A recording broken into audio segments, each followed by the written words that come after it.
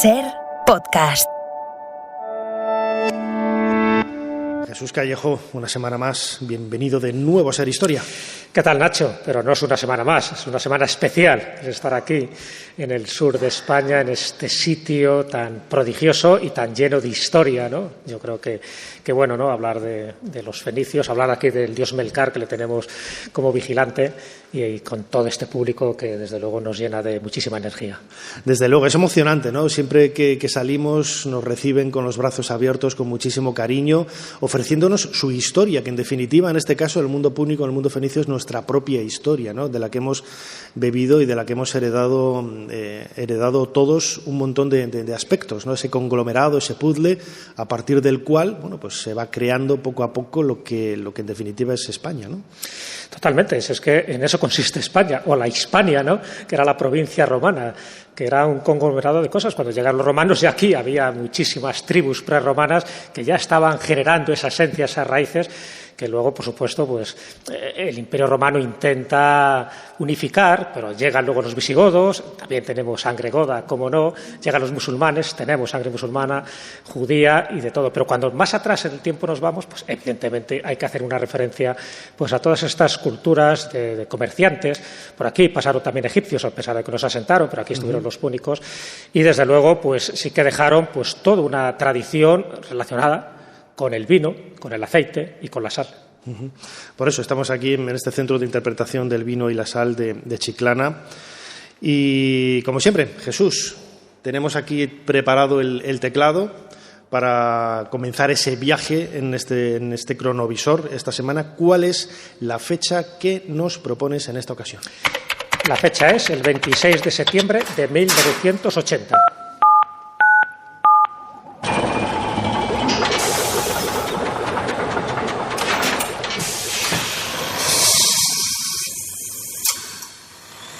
Adelante, pasen.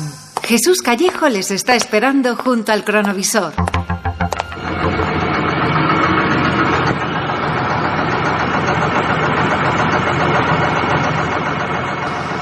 Jesús, estamos en un solar, estamos en unas obras y por la descripción que yo he tenido otras veces y las imágenes en vídeo que me dio Ramón Corzo en su momento, sé dónde estamos. Ahí delante de nosotros tenemos el descubrimiento de la Dama de Cádiz. Sí, un descubrimiento prodigioso, y fíjate que estamos hablando de 1980. Parece que casi siempre que se habla de un yacimiento arqueológico nos tenemos que ir al siglo XIX, incluso más atrás.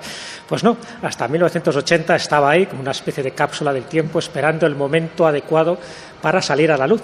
Y lo que son las paradojas y muchas veces los guiños del destino, porque esta Dama de Cádiz está asociada a un personaje que, por desgracia, en este momento ya no está vivo. Me refiero en 1980, que es cuando estamos viendo cómo la excavadora pues ha topado con algo sólido. Estamos hablando de un sarcófago de mármol, y desde ese momento ya se empiezan a disparar las alarmas. Pero claro, fíjate en qué día estamos. Estamos en un viernes. Y son ya prácticamente las 2, en fin, es la hora de comer. Y en ese momento, pues claro, se dan dos circunstancias muy llamativas, o por lo menos dos diatribas, que es o bien seguir con la excavación, con lo que eso implica, dar la noticia, por supuesto, pues a Ramón Corzo, que era el director del museo en aquel momento, el arqueólogo, o dejarlo todo para el lunes. ¿Qué crees que van a hacer? Dejarlo para el lunes, como buenos españoles que somos, claro que sí. Fin de semana sagrado. Claro, eso tiene una serie de consecuencias adversas, porque a pesar de que lo vuelven otra vez a enterrar, ya se dan cuenta que es un sarcófago antropomorfo, femenino, precioso, algo que ya le recordaba a una cosa que ya había ocurrido casi un siglo anterior, en 1887. Ahora luego lo comentaremos. Pero claro, es que esto dispara las alarmas, sobre todo cuando ya se empiezan a dar cuenta y tiran un poco de documentación de que Pelayo Quintero, este arqueólogo, ya había vaticinado en vida, antes de morir, que cuando apareció aquel sarcófago antropomorfo masculino de la época fenicia, del 400 a.C., evidentemente debería haber un sarcófago femenino, por esos enterramientos pares. Él no lo llegó a ver, pero en el lugar, en el sitio donde esa excavadora ha topado con la tapa de ese sarcófago, es en el mismo solar donde Pelayo Quintero estuvo viviendo. Y justo ese sarcófago ahora lo sabemos, estaba unos 4 o 5 metros por debajo de la habitación donde él dormía. Qué curioso, que él sabía que iba a haber un sarcófago de estas características. Él construye esa casa en el lugar donde posiblemente no tenía ninguna referencia de que allí hubiera un sarcófago femenino, y durante todos los años que vivió en Cádiz, y fueron bastante, pues él estaba reposando, no sé si con los efluvios, claro, con las energías, o con, bueno, pues ya sabes un poco también lo que se da en Cádiz, ¿no? Con esos asclepios, con esos santuarios dedicados al sueño, terapéuticos. Y a partir de ahí surgen muchas leyendas. La verdad que toda esta historia, como bien sabes, es digno de un relato literario y casi también un relato onírico. Luego comentaremos algunos detalles, pero desde luego sí que merece la pena contar la historia de Pelayo Quintero y cómo llegó a vislumbrar, que no a descubrir, esta dama de Cádiz. Sí, la figura de Pelayo Quintero es quizás uno de esos ecos, ¿no?, de la historia de la arqueología española, también muy desconocida por desgracia, un personaje singular, un personaje con una formación académica y al mismo tiempo, como sucedía con muchos otros personajes importantes de la sociedad en aquella época, pues con muchísimas inquietudes que iban más allá, ¿no?, de la historia, de la arqueología. Yo tuve la oportunidad, ¿no?, de hacer un reportaje para Cuarto Milenio hace casi 10 años sobre el descubrimiento de la Dama de Cádiz, y ahí descubrí pues toda la historia de la leyenda, ¿no?, de los sueños que decían, ¿no?, que había tenido Pelayo Quintero, que realmente es una leyenda, no hay absolutamente nada, pero lo comentábamos ahora a micrófono cerrado con algunos arqueólogos, que eso también le da empaque a la historia, ¿no? Le da un poco el elemento más humano, que a pesar de ser legendario, a pesar de ser mentira, lo que es cierto es que su casa estaba ahí donde apareció el sarcófago. Eso no lo puede negar nadie. Claro, ¿no? que es que qué probabilidad había que él fuera a construir su quinta, su chalet, su casa en un lugar donde precisamente estaba ese sarcófago. Desde luego, más que una casualidad, es una causalidad. Pero bueno, con independencia de eso, a mí lo que me llama la atención de esta historia es que los dos sarcófagos, importantísimos, porque bueno, son dos joyas, ¿no?, arqueológicas de esa etapa fenicia, los dos están asociados a Pelayo Quintero sin haber descubierto ninguno de los dos. Uno aparece en 1887, él llega a Cádiz mucho más tarde, en 1904, ya sabe perfectamente el gran yacimiento que hubo ahí, él intuye, y lo dice así en sus escritos, que tiene que aparecer otro sarcófago, él lo busca, no lo encuentra, es verdad que hay toda una necrópolis donde aparece ese sarcófago masculino, era a 1 kilómetro de distancia, donde esta excavadora ha topado con la Dama de Cádiz, pero ninguno de los dos sarcófagos es descubierto por él, pero su nombre está asociado a él. Bueno, está asociado a él, fíjate, por dos localidades. Por una parte, por Uclés, en fin, luego lo comentaremos, ¿no?, como allí tuvo también mucha importancia arqueológica a la hora de descubrir determinados yacimientos, como es el caso de Segóbriga, y luego cuando llega a Cádiz, pues bueno, se convierte en un referente, como una especie de Indiana Jones, en un momento donde muchos arqueólogos estaban empezando a salir a la palestra, pero no españoles. Es curioso que hay como una especie de losa, ¿no?, alrededor siempre de la arqueología española, que se oculta, no se silencia en muchos de estos yacimientos, cuando realmente estamos hablando que Pelayo Quintero tiene que brillar con luz propia por todo lo que hizo, ¿no?, tanto en Uclés como lo que hizo en Cádiz, y luego posteriormente lo que hace en Tetuán, ¿no?, también por una especie de autoexilio que hay, porque al final se peleó con mucha gente, es decir, era una persona íntegra, era una persona, un monárquico convencido, y bueno, pues por supuesto en todo lo que era el gobierno de Alfonso XIII tuvo sus problemas, con la Segunda República tuvo sus problemas, y tuvo también sus problemas con el franquismo, porque por entonces el arqueólogo de referencia, el arqueólogo de cabecera de Franco, que era Martínez Santaolalla, te puedes imaginar que con Pelayo Quintero no hicieron buenas migas. Desde luego que no. Has mencionado la figura de Pelayo Quintero, a quien estamos dedicando este cronovisor, y el descubrimiento de esos dos sarcófagos, uno en el año 1887, el otro en el año 1980. Ninguno de los dos fue realizado por él, como bien decías, pero desde luego son quizás el mayor descubrimiento de la historia de la arqueología en esos momentos, ¿no?, sobre todo por la importancia y la singularidad del hallazgo. Queremos compartir estos minutos de cronovisor aquí en Chiclana, en Cádiz, también de la mano de una profesora de prehistoria de la Universidad de Cádiz, Ana María Nibó. Ana María, bienvenida a Ser Historia. Hola, buenas tardes. ¿Cómo se puede entender un poco la magia de estos sarcófagos y, sobre todo, la idea de ese misterio que hay alrededor de ellos, porque no dejan de ser piezas absolutamente únicas? Bueno, yo creo, Nacho, precisamente por lo que estás diciendo, porque se trata de piezas espectaculares y piezas únicas. De hecho, hay menos de 200 que conozcamos en todo el Mediterráneo, en todo el mundo, casi todos además ubicados en el Mediterráneo oriental, de donde son originales. Que llegan al Mediterráneo central y occidental solo hay 5 y 2 precisamente en Cádiz. Entonces, porque incluso se ha llegado a proponer la idea de que se hacían aquí en un taller local, pero al no haber paralelos, ¿no? Tendría que haber más otros ejemplares, no tiene ningún sentido. Parecen importaciones. Esa teoría la podemos descartar ya totalmente, porque hace un par de años, se hizo un estudio del mármol por un equipo de la Universidad Autónoma de Barcelona, con lo cual que llegaron a la conclusión que el mármol era de la isla de Paros, que es de donde sabemos que era el taller, donde estaba el taller de estos sarcófagos. Queda descartado además totalmente que el mármol fuera de procedencia local, de Almería, de Macael, de toda esta zona. Y sin embargo sí que es totalmente compatible con el mármol de la isla de Paros. O sea que queda descartado que era de Sidón o de Tiro, como se había dicho en un principio, ¿no? No. La cantera de la que extraían los talleres de Sidón está en la isla de Paros, pero vale. Se desbastaban allí, se llevaban, para no llevar el bloque completo, que pesaba mucho más, se desbastaba y se vaciaban, y luego ya se llevaban a los talleres de Sidón, que era donde estaban los artesanos que le daban forma. Lo que sí que se descarta es que sean de fabricación occidental, gaditana o de cualquier otra zona, sino que es de talleres, procede de talleres orientales. Y de artesanos griegos, posiblemente, como también se estableció.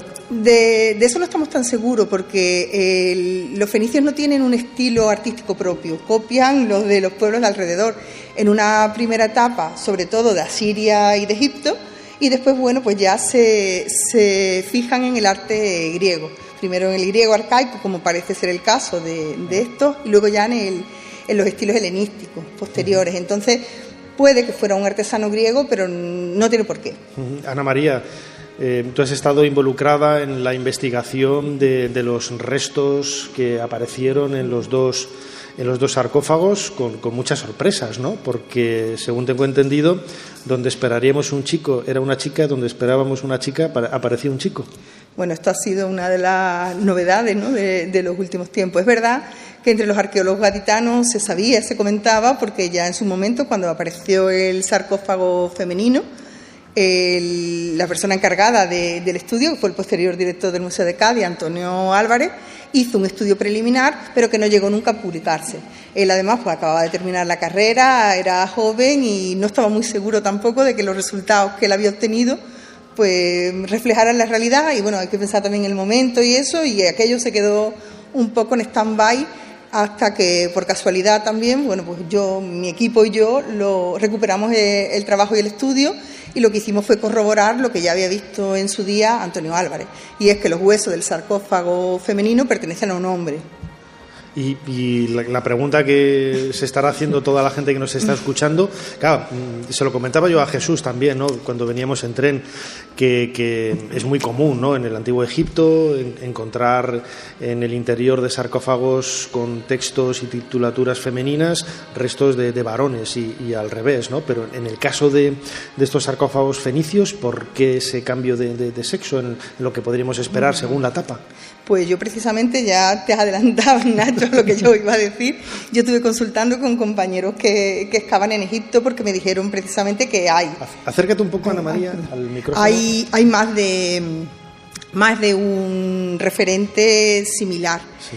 Y bueno, una de las posibilidades podría ser es que fueran sarcófagos familiares, ¿no?, que se recuperan dentro de la misma familia, que una vez fallecido, pues el hijo se entierra en el sarcófago que fue de la madre, por poner un ejemplo. Pero puede haber otras explicaciones, ¿no?, como que el hecho excepcional del sarcófago en sí, de la pieza en sí, pues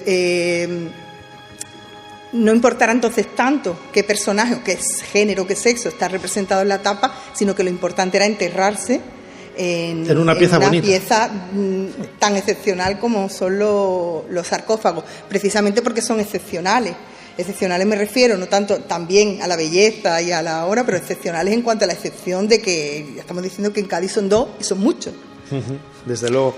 Jesús. Se descarta la posibilidad, estamos hablando, claro, de un sarcófago del 470-80 a.C., que hubiera habido un cambiazo, es decir, que en algún momento fuera profanado ese sarcófago y metieran a otra persona, se sellara y, claro, han pasado bastantes siglos.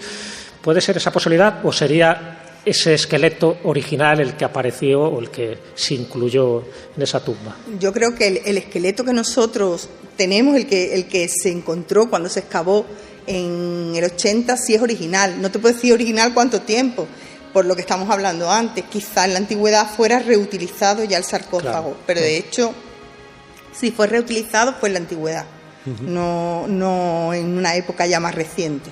Lo que no tenemos que olvidar que muchas veces cuando hablamos del sarcófago de la Dama de Cádiz o el sarcófago antropomorfo con Barbado, nos olvidamos del contenido más allá de los restos humanos, ¿no? En el caso de la Dama de Cádiz había una serie de amuletos, de unas cobras, elementos egipcianos, todo ello era parte de ese ajuar, ¿no? Que también, por desgracia, pasa un poco desapercibido, ¿no? A lo mejor pasó desapercibido precisamente porque no guarda la espectacularidad que esperábamos o que esperaríamos de un sarcófago de estas características, pero sin embargo sigue toda la línea de los ajuares gaditanos, de las tumbas fenicias y púnicas gaditanas, en la cual no encontramos objetos de cerámica, a diferencia de en otras zonas del Mediterráneo, y sin embargo lo que sí aparecen son pequeñas joyas y objetos de decoración y de protección personal. De ahí el hecho, por ejemplo, del escarabeo que aparece o de los amuletos egiptizantes, ¿no? Que formarían pues, parte de una pulsera seguramente, porque apareció además en la zona del brazo. Lo otro que creo que recordar son las pestañas de bronce, que la interpretación que se ha dado siempre es que pertenecieran, o que fuera lo que ha quedado de una máscara mortuoria, seguramente en madera, que ha desaparecido. Y después también, en este caso no, en el caso del masculino, en los pies aparecieron unos clavos también. Yo revisando toda la documentación del Mediterráneo, de otros sarcófagos, lamentablemente la mayoría de estos hallazgos son de época del 18, del 19, y entonces pues no conocemos ni los restos ni el ajuar original, pero siempre aparecen en los pies. Entonces, más que pertenezcan a una caja o algo, debe ser también algo mágico, ¿no? Como para aguantar al muerto en la tumba, que no se vaya de allí, que no se escape. Eso es muy vampírico. Sí. Sí, es muy vampírico, totalmente vampírico. Jesús, además hay que pensar, yo recuerdo cuando hice ese reportaje para televisión, tanto Ramón Corzo como Juan Ramón Ramírez, que era en aquel momento director de los museos municipales de Cádiz, me proporcionaron fotografías del sarcófago justo en el momento del hallazgo, en donde todavía se podían ver restos de la policromía que había en las pupilas de los ojos, ¿no? Parecía que el rostro tenía más vida aún. Y hay que recordar que estos sarcófagos estaban totalmente pintados, no era una cosa ahí blanca como lo vemos ahora en el museo. ¿Y qué cara hubiera puesto Pelayo Quintero si hubiera sabido que debajo de su casa estaba, no vamos a decir lo que él estuviera soñando y buscando, pero desde luego una pieza de esa calidad, ¿no? Es como un destino maquiavélico, ¿no? Que le gastó esa broma, casi esa broma post-mortem.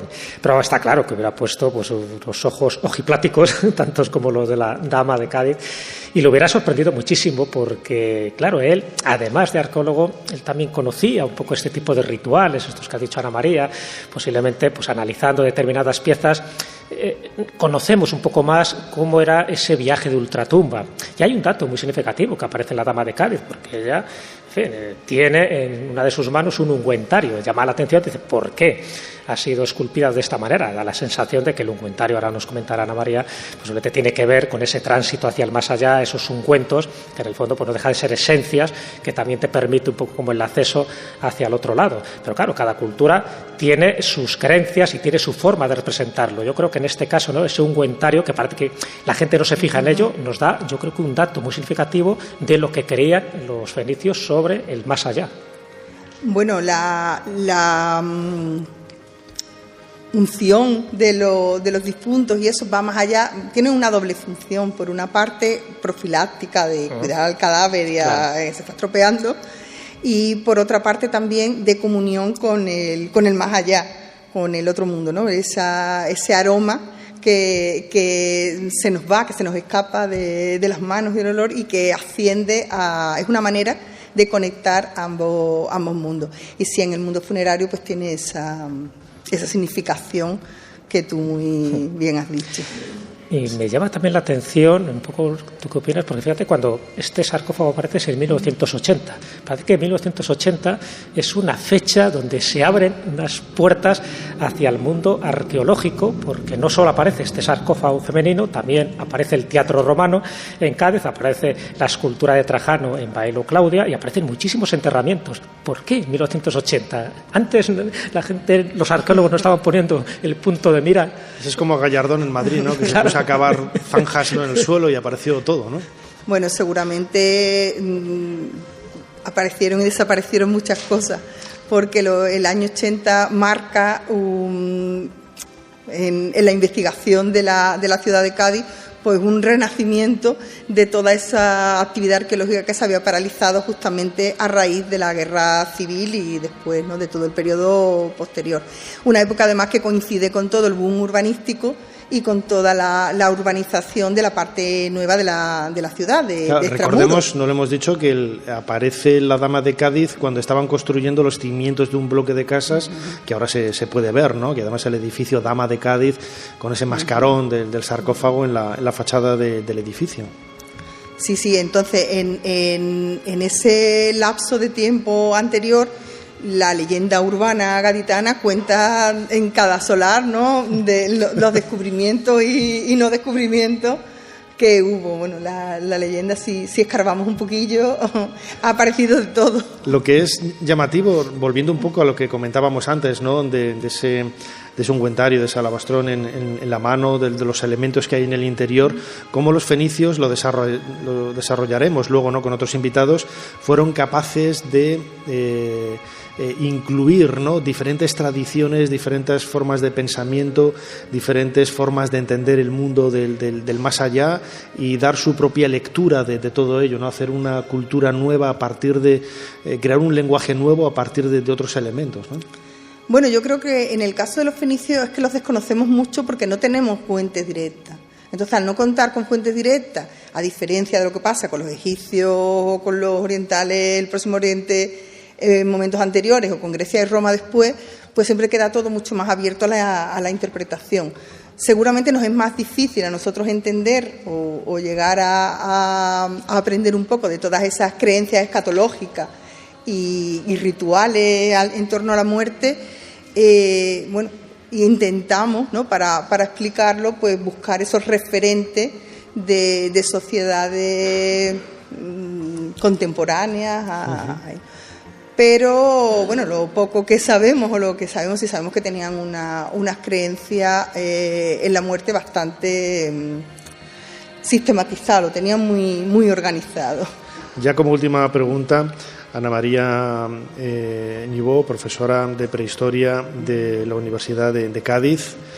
Yo le preguntaba en su momento a Ramón Corzo a quién creía que perteneció este sarcófago. Ya no podemos decir, porque él me hablaba que quizás, que no había ninguna evidencia para demostrarlo, ¿no?, pero seguramente una mujer importante, nadie sabe si una sacerdotisa, si una mujer perteneciente a una familia adinerada.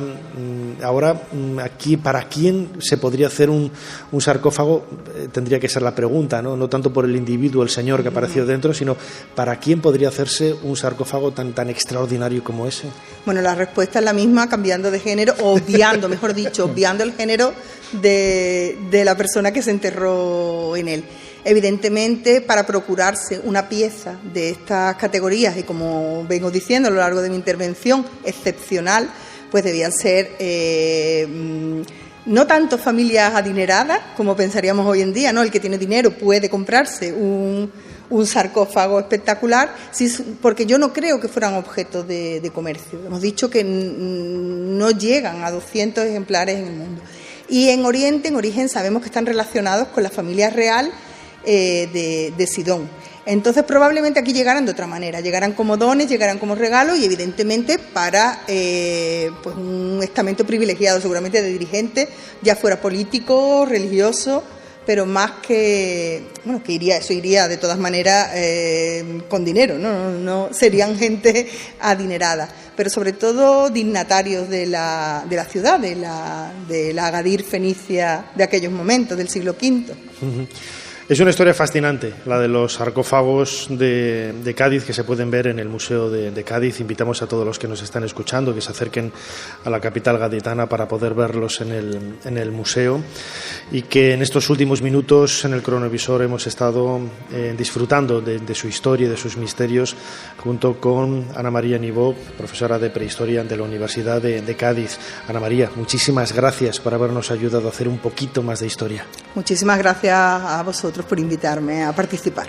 Y Jesús, la figura, ya para ir acabando, la figura de Pelayo Quintero marca un poco, ¿no?, el devenir de esas investigaciones, quizás el último gran romántico, ¿no?, podríamos decir, no tanto por lo que él protagonizó, que no hemos comentado que él pertenecía, se dice, ¿no?, a la masonería, otros grupos, asociaciones, sociedades secretas como los Rotarios, esa torre octogonal que tenía en su chalet, que también ha planteado muchísimas preguntas, ¿no? Quizás es el último gran romántico, no solamente por lo que supuso en la historia de la arqueología, sino también lo que se le ha añadido, ¿no? Que no dejan de ser, bueno, pues unos extras, ¿no?, que complementan y enriquecen un poco la historia, ¿no?, del personaje. Sí, tienes razón, Nacho. Si fuéramos justos, yo creo que Pelayo Quintero estaría a la altura de un Howard Carter, ¿no?, cuando descubre la tumba ante Tutankamón, ¿no? Pasa que aquello tuvo mucha repercusión mediática y la Dama de Cádiz pues tuvo la repercusión que tuvo, ¿no? Y es verdad que, por desgracia, Pelayo Quintero, fuera de Cádiz o fuera de Uclés, pues es muy poco conocido, en fin, por distintos avatares. Él estuvo pues en ese impasse entre el siglo XIX y el siglo XX, le toca el franquismo, y al final, a pesar de que él se marcha, porque no comulga, por supuesto, con el ideario del franquismo, pero sí ya queda un poco relegado, tanto por unos como por otros. Un poco por terminar lo que era la figura de Pelayo Quintero, él cuando llega a Cádiz, él está bastantes años aquí, 37 años, él llega a ser el director de excavaciones, él interesaba la arqueología tanto fenicia, púnica como romana, él es el delegado de la Junta Superior de Excavaciones y Antigüedades, él es el director del Museo Provincial de Bellas Artes y él es el fundador y presidente de la Real Academia Hispanoamericana de Ciencias y Artes. Es decir, que podía cobrar 4 sueldos de funcionario y, sin embargo, solo cobraba 1. Era honesto, era justo. Incluso los trabajos y los artículos que publicaba con sus colaboradores permitía que los colaboradores apareciera su propio nombre, cosa que era inaudita en aquella época. Por todo esto, yo creo que no solo era un gran profesional, sino que también era una gran persona. Un tipo generoso con la gente que le rodeaba. Jesús Callejo, siempre lo recordamos aquí, aparte de ser el director del cronovisor, es el director de ese magnífico podcast La Escóbula de la Brújula, que recomendamos a todos que lo escuchen y lo sigan en Podium Podcast. Y esta semana vais a hablar de otro personaje también muy generoso y apasionante, ¿no? Antonio Rivera, ese investigador de lo insólito, de lo extraño. Yo tuve la oportunidad de conocerle y intercambiar muchísimas impresiones con él.